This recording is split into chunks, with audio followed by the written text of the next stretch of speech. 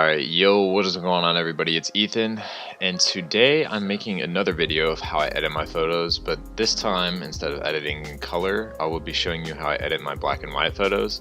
Now I'm going to be using this photo. I don't know why, I just thought I'd choose it. We're going to get it to look something like this, where the highlights really kind of pop, but then the darks are really dark and they pop as well. So we're going to get it to look kind of like this. I don't really use presets, so every time I edit a black and white photo, it's not like 100% formulaic. So yeah, we're gonna get it to look like this, and hope you guys can learn something. So this is the photo before anything is done. First thing I always do when I edit my black and whites is just check mark that, and then if I can, I'll try to find my lens to do a profile correction. So I used a Rokinon 14mm f2.8. Yeah, that's it. And then I don't really mess with any of this other stuff down there. So do that, and then I straighten it. Now this photo, I remember it being kind of weird. Yeah, so I don't really like it when it's just straightened out like that. I like it when it's, I don't know, it's kind of like more, I don't know how to explain it, but this definitely looks better. I might rotate it just like a little bit, because I think yeah, like that. And then I think I might crop it, do like a 1:1 crop. Yeah, I think, well, let's wait till the end to crop it, and then oh no, I hate that. All right, yeah, let's wait to the end to crop it, and then yeah, okay. So we're editing black and white, so we don't really need to mess with this, but let's increase the exposure, because we're gonna make the blacks and the darks really pop. So it's nice to have some extra kind of leeway when making it dark and by making the photo lighter. So then we're gonna increase the contrast by like 30. I think that looks good. Yeah, increase the highlights. I increase them to 25 because we're also going to increase the whites, which are going to make it pop a little bit. But this, I don't really like. The thing about this photo is, like, when I was finished editing, you could still see the clouds a little bit, and I don't really like that. So I think when I'm editing it this time, I'm going to try to really get the sky and the highlights to pop, so it's really just a plain white sky rather than like you see like kind of the outlines of clouds. But we're going to take down the shadows to like 30. Take down the blacks to like 40. I'm gonna bump up the clarity to let's say like 20. Don't even mess with this because we're editing in black and white. Okay, now my Lightroom has been really kind of screwing with me recently. My tone curve doesn't work as well, so I've been having some problems with it. Okay, so we're gonna, yeah, see, it doesn't let me like adjust it according. It's like I have to move my mouse really weird. But we're gonna drop that a little bit, but then we're gonna really yeah, we need to drop this some more.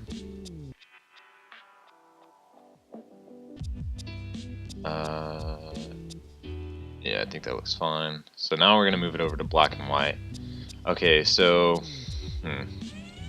I think it looks kind of fine right now. I think that might be a little too bright, because if we see, now the sky's like really bright to where you can't even really see the clouds. Like you can somewhat tell, but it's not even that bad. I mean, I think this looks fine as it is, but I'd probably make it a little bit darker.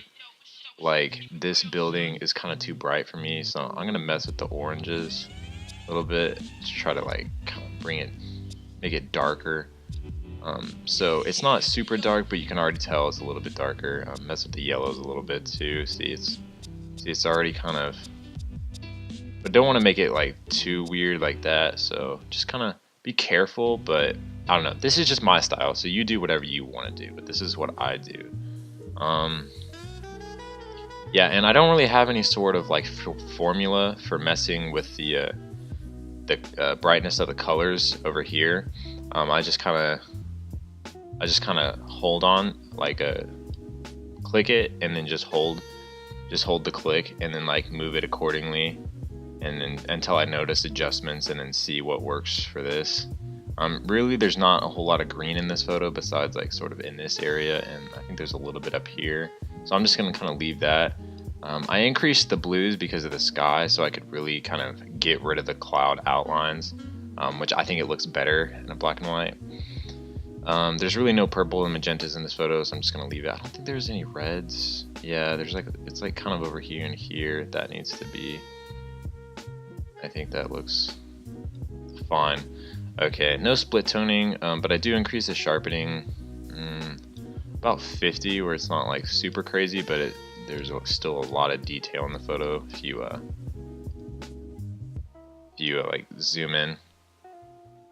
I always increase the noise reduction to 10 just to get rid of like any little like grainy spots or something like that, to kind of smooth out the photo while still keeping the detail. Because if you increase this a lot more to like 30, it starts to look kind of weird. Let me show you what I mean by that. So this is at 30 right now. I'm gonna bring this back down to 10. Well, that's not a really good representation. See when I increase this to like 100 or something like that? See how everything is like really smoothed out? Once you start, like, when you get to 30 on this, you're probably fine, but anything past 30, everything really starts to smooth out, and I don't think it looks that great. So yeah, just be careful whenever you're messing with that. I don't mess with this stuff down here. And then I do like to add a little bit of vignette into my photos, and this is just what I do. I pretty much max out everything, and then I just bring it down.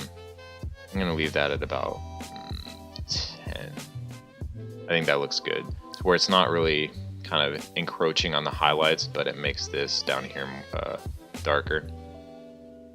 Alright, so now we're gonna go and crop this, and yeah, I think this is good. So it's kind of following the third rule, not so much, but you kind of have like this lower third, and you have all the buildings kind of in like that middle third, and you have the sky up here in your final third. So I think that looks good. I don't know if we should move it like this any. I think it looked fine kind of like that, to where this still is mostly in the center. So yeah, we're gonna, I'd say that's a good crop. So now I want to make this like just pretty much all black down here. So we're gonna take this tool over here. We're just gonna start at the bottom and raise that up. I might have to flip this around a little bit. Yeah, I gotta flip that around. Well, no, I don't. That's a little too, so we're gonna bring it down. And I'd say leave it a little bit, because I feel like just totally black, it looks weird. So we're just gonna leave it at like 75. See how that looks. Yeah, I'd say that looks a lot better.